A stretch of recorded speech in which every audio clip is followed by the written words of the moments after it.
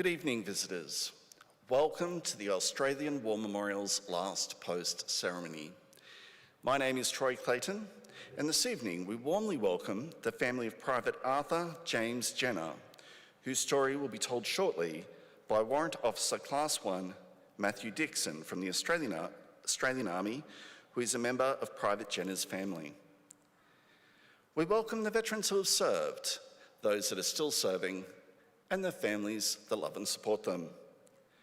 The live stream of this ceremony is made possible by the Return and Services League of Australia and the RSL and Services Club Association. We welcome members who are watching the broadcast of this ceremony across Australia. During this evening's ceremony, wreaths will be laid at the base of the Pool of Reflection by family and visitors to the memorial. If you're able, please stand and join in singing the National Anthem.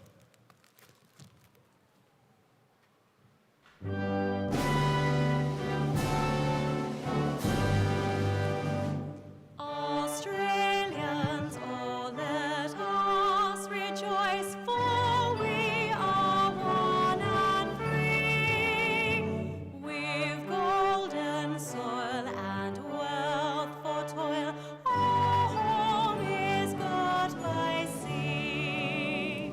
Our land abounds in nature's gifts of beauty, rich and rare. In history's page let every stage advance Australia fair. In joyful strains then let us sing, advance Australia fair. Thank you. If you're able, you may be seated. The Australian War Memorial was the vision of Charles Bean, Australia's First World War official historian. Bean landed with the Australian troops on Gallipoli and stayed with them at the front through to the end of the war. The idea of this national memorial and museum came to him at Pozières, France, in the depths of the bloody fighting of 1916. Bean's idea was that this would be a place where families and friends could mourn their loved ones buried in faraway places. It would also be a place that could help all Australians understand what these men and women had endured and what they had done for us. Bean's vision, to which we remain true, is best expressed as inscribed in the entrance to the memorial's galleries. Here is their spirit, in the heart of the land they loved, and here we guard the record which they themselves made. Tonight, we'll read the story behind just one of those on the Roll of Honour, which lists the names of more than 103,000 men and women who have given their lives for us in war and on operations for more than a century.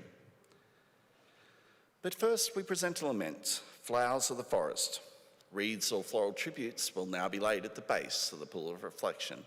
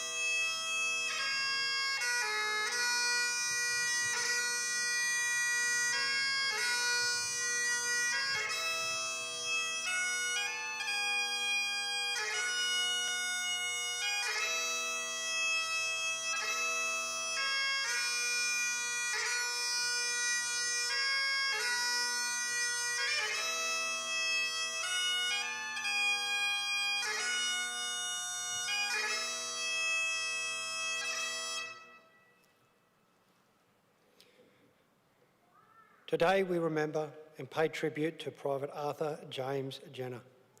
Arthur, known to his family as Jim, was born in February of 1896 in Goulburn, New South Wales, the third youngest of 9 children born to John and Elizabeth Jenner.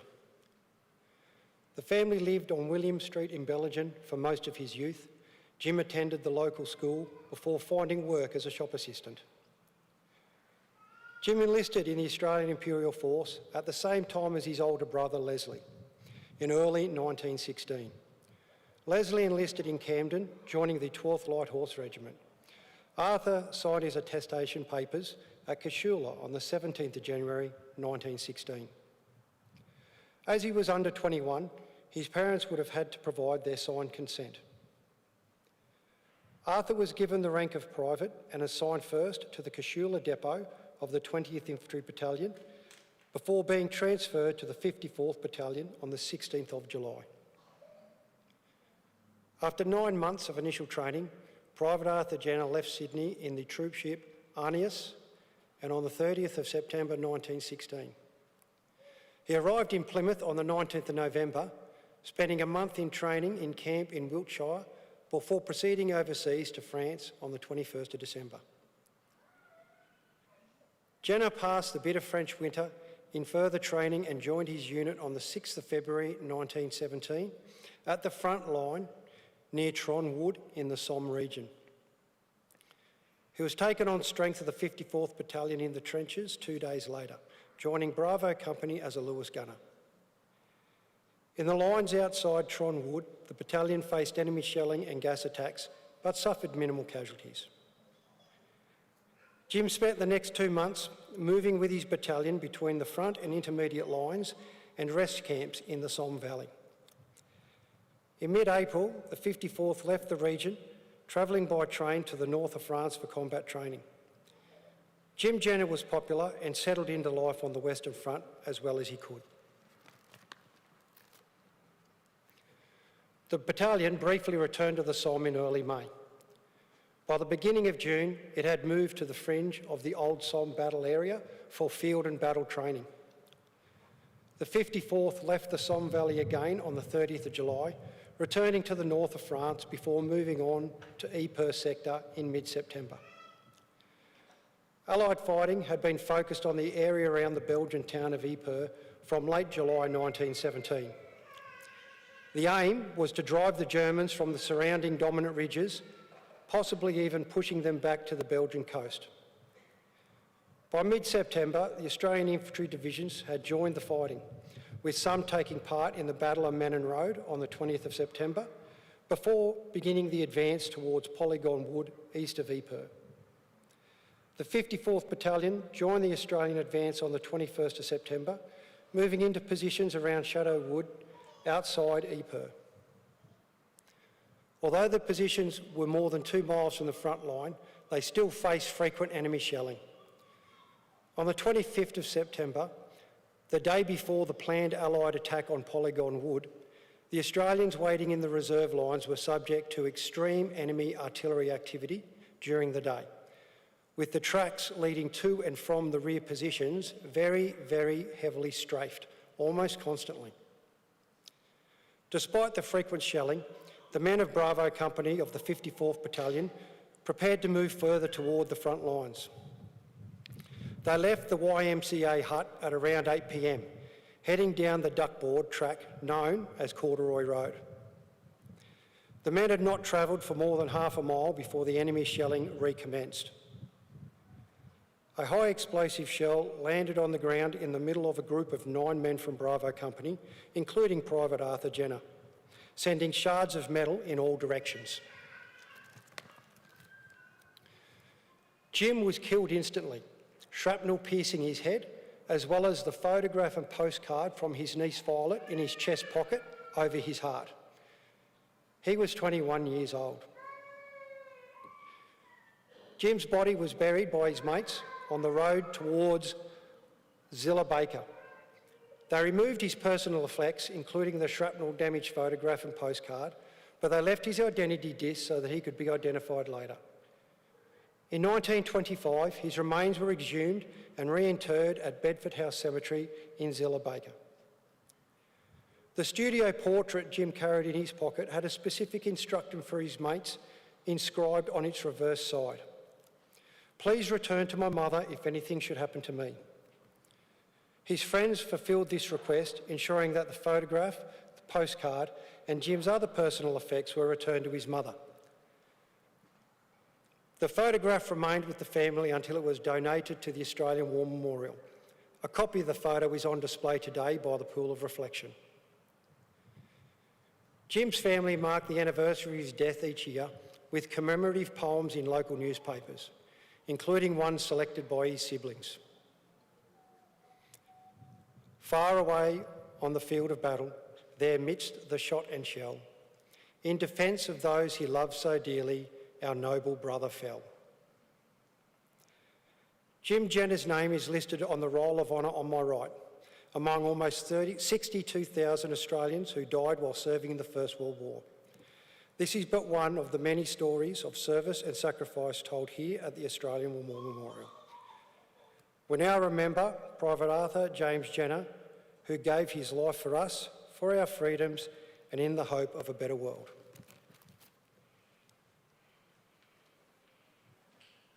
Please stand for the reading of the Ode and the sounding of the last post.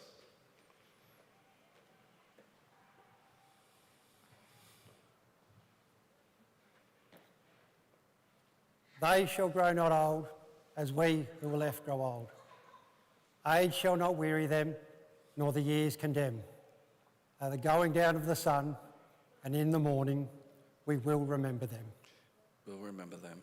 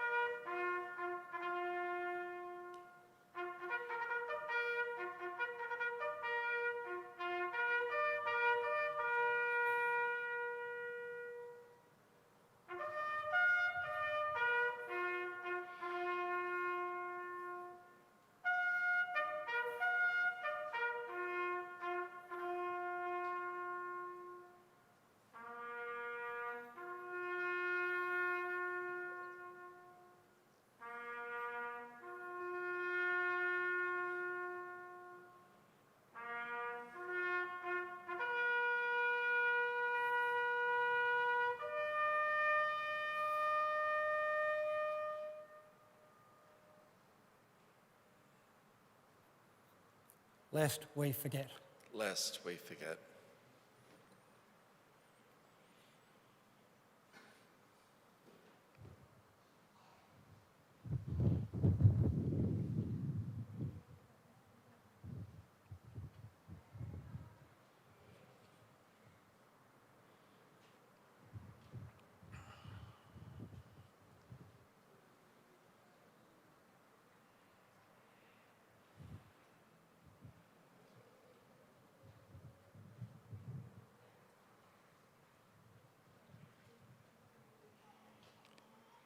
We leave you this evening with the words of the memorial's founder, Charles Bean.